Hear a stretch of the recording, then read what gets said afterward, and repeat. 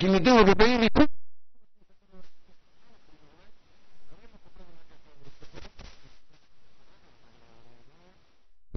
¿Cómo estás, Agustín?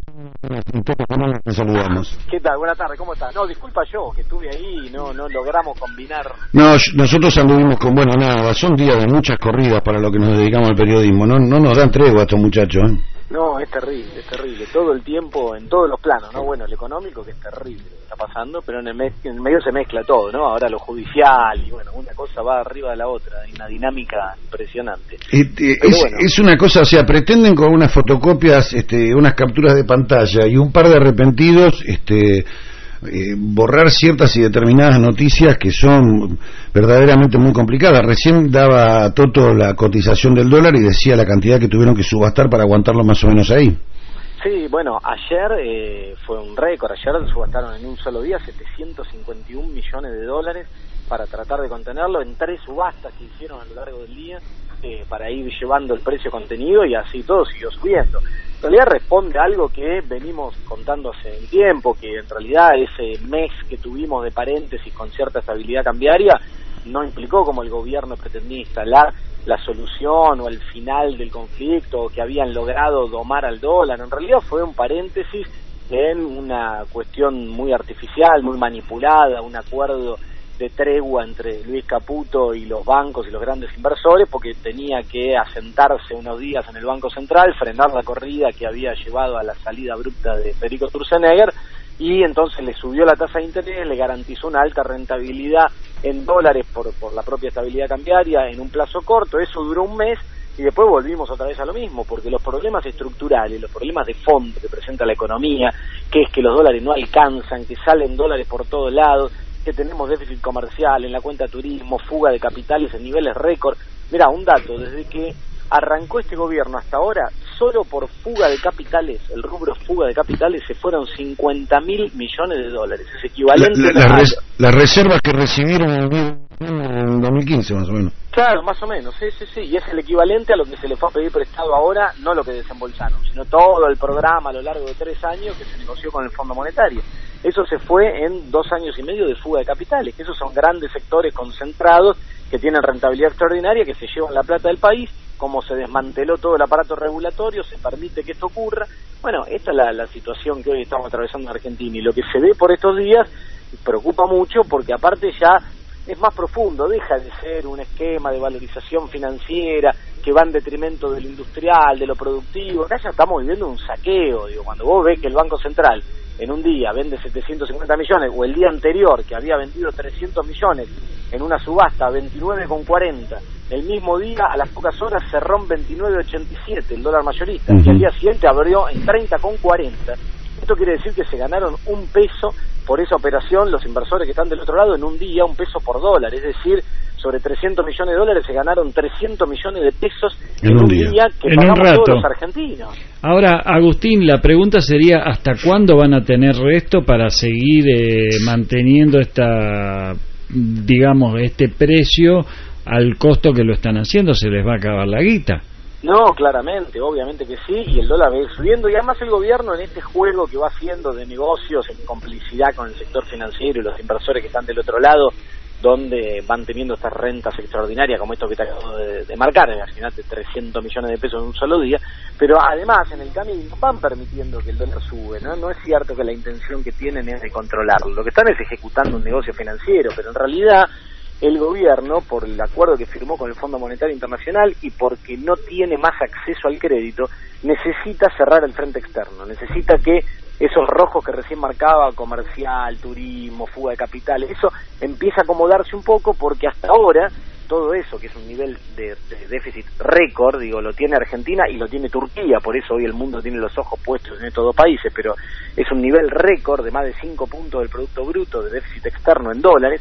Como hoy la economía no genera los dólares y no logra ingresarlos por deuda, que es el mecanismo que permitió patearlo los últimos 2 años, entonces hace falta cerrarlo.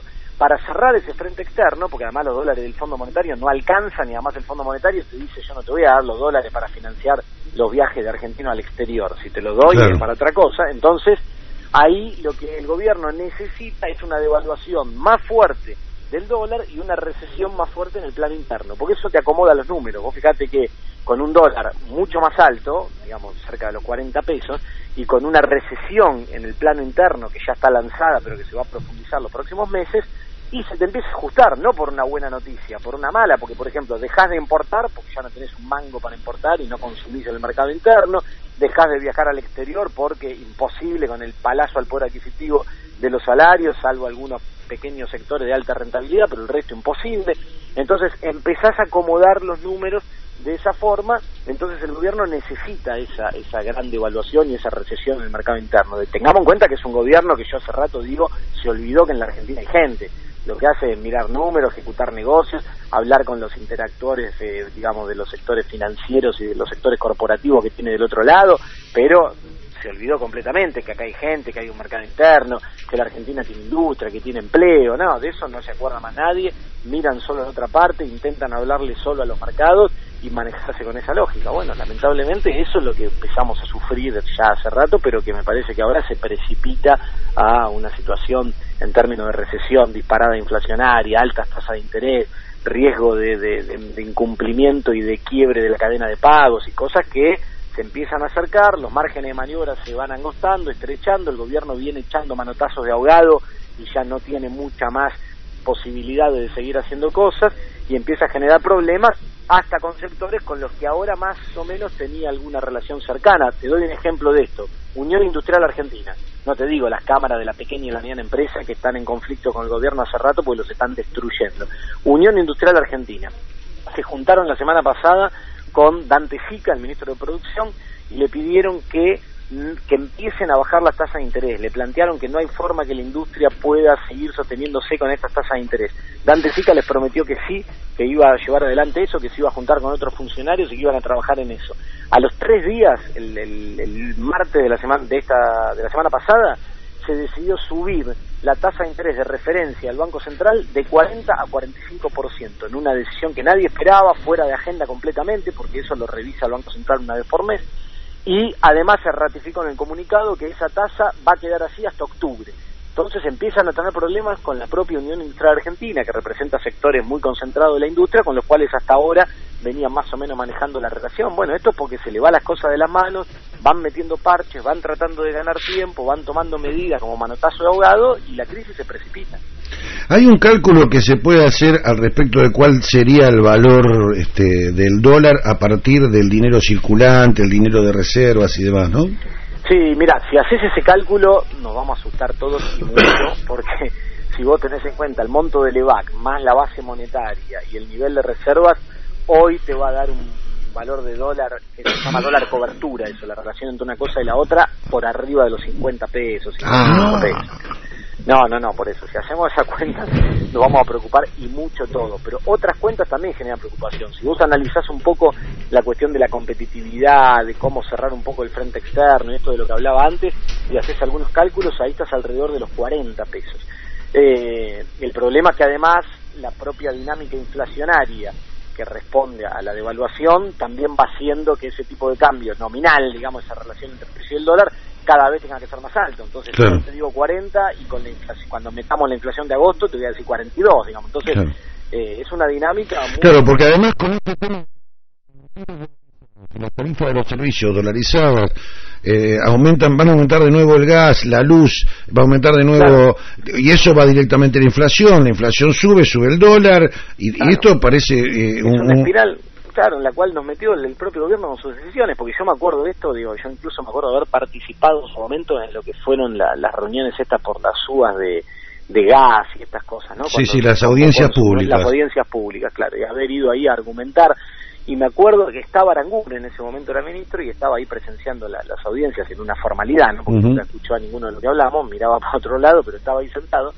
Y me acuerdo haber advertido en ese momento, si desregulan como pretenden las tarifas y las llevan a un esquema dolarizador, como estaba planteado ahí en el esquema nuevo, decía, lo que va a ocurrir en un momento que se acomode el valor del dólar, que esto va a ocurrir en Argentina de acá en adelante, lo que va a pasar es que van a generar inflación de costos y van a entrar a una espiral inflacionaria que va a ser imposible de contener porque ustedes, les decía en ese momento, el gobierno desconoce que hay un proceso de inflación de costos, cree que la inflación es estrictamente monetaria y que Sturzenegger, sacando peso del sistema del Banco Central, la va a contener, y eso no va a ser así. Bueno, eso es lo que estamos viendo hoy, un esquema dolarizado en las tarifas que atiende la renta de estas corporaciones, muy cercanas además al gobierno y al propio presidente de la nación, digo, ¿no? Empresarios que ahora también los nombres andan dando vuelta, aunque misteriosamente no los llaman a declarar estas cosas, como Marcelo Mindling, ¿no?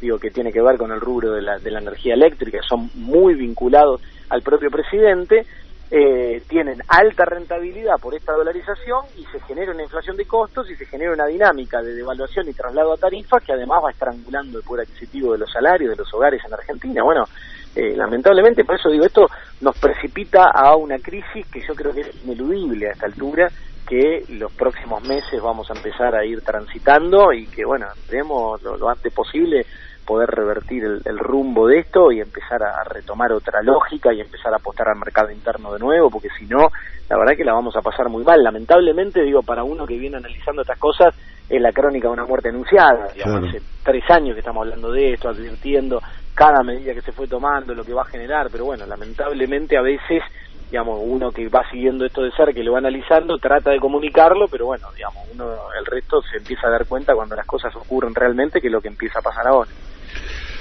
Agustín, gracias por cómo va pasando.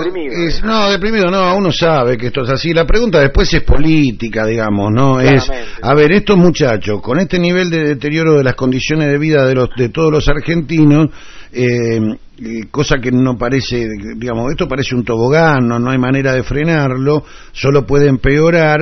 ¿Cuál es el escenario con el que se van a enfrentar el año que viene? Entonces, a partir de ahí, ciertos rumores, versiones, cosas que circulan, sobre todo en las redes, yo no le doy mucha entidad, pero bueno, ayer lo dijo Pañi, que ya no son las redes, ¿no?, al respecto de que hay un sector del gobierno que estaría pensando en un adelantamiento de las elecciones, aprovechando que todavía los números en las encuestas no le dan tan mal.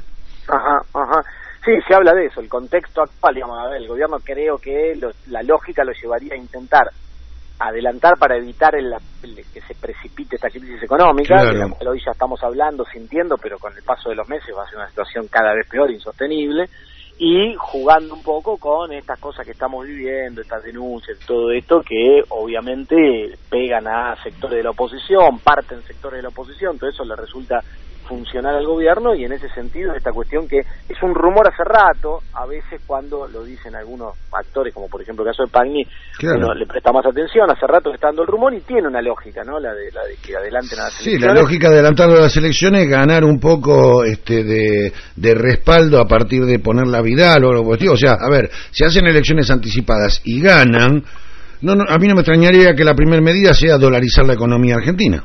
Bueno, es una posibilidad, eso sería llevando un dólar hoy por hoy por arriba de los 40 pesos o más, como te decía hace un rato, pero y así como esa, tantas, digamos, hoy pues pensar que todavía está dando vuelta a avanzar con flexibilización laboral, todavía hay intenciones, pero no se avanzó de fondo con echar mano al Fondo de Garantía de Sustentabilidad del ANSES, con volver a privatizar el sistema previsional. Esas son intenciones que el gobierno tiene y que yo creo que si logra una victoria se va a sentir con espacio como para poder avanzar por todo eso frente, con lo cual la situación ya sería cada vez peor. O Duhovne hablando de dar de baja las jubilaciones que fueron hechas por medio de moratoria. Claro, bueno, eso es una cuestión que hace mucho que el gobierno tiene idea y que muchos de los economistas cercanos, incluso algunos, yo me acuerdo del propio Melconian, que formó parte del gobierno, que ahora está afuera y critica algunas cosas, pero siempre desde la visión ortodoxa, ¿no? La crítica que él hace es, el diagnóstico fue correcto, pero se equivocaron con el instrumental, con las herramientas, porque no tendría que haber sido gradual, tendría que haber sido ajuste. O sea, para la visión de Melconian, esto que estamos viendo se quedó corto, hubo que haber hecho un shock de ajuste y de política de recorte mucho más fuerte que estamos viviendo, pero me acuerdo que en algún evento público que hubo allá por el 2015, antes de las elecciones, decía claramente, abiertamente, que uno de los grandes problemas que teníamos, que era insostenible, que había que corregir, era el gasto previsional producto de la moratoria jubilatoria, que terminaba pagándole jubilaciones a alguien que nunca aportó. Bueno, eso desde la lógica individualista que rige su forma de pensar tiene sentido, y yo creo que pretenden ir por ahí, sin tener en cuenta que si alguien no aportó fue víctima de flexibilización laboral y de situaciones que existieron en la Argentina. Fuimos víctimas del menemato, sobre todo. Bueno, por eso, ¿no? O sea, a ver, yo no tengo, en esa época no tengo un puto aporte. Así bueno, por eso, tengo antes de eso y después de eso, digamos. Claro, pero... ahí sí que rigió la flexibilización laboral y entonces el Estado, en lugar de celebrar que puede hacer cargo de eso, lo ven con malos ojos y pretenden dar marcha atrás. Bueno, digo, lo decían en su momento, se hizo público, bueno, primaron otras cosas en materia eleccionaria, la gente decidió no mirar eso y elegir otra cosa. Bueno, no sé, ahora lamentablemente el juego que van haciendo de lo comunicacional y lo político les termina dando, incluso en este deterioro que estamos viviendo, la posibilidad de seguir adelante. Bueno, qué sé yo, iremos viendo cómo se desarrollan las cosas. A mí me preocupa ver de mucha, gran parte de la dirigencia política y sectores de la oposición el hecho de no estar a la altura de las circunstancias, ¿no? Me parece que todavía se siguen discutiendo cosas chicas, internas y mezquindades en lugar de hacerse cargo de lo que hoy está pasando en Argentina, que es terrible. Es verdad. Gracias, Agustín, por esta salida para Radio Horizonte. Gracias a ustedes. Un abrazo grande.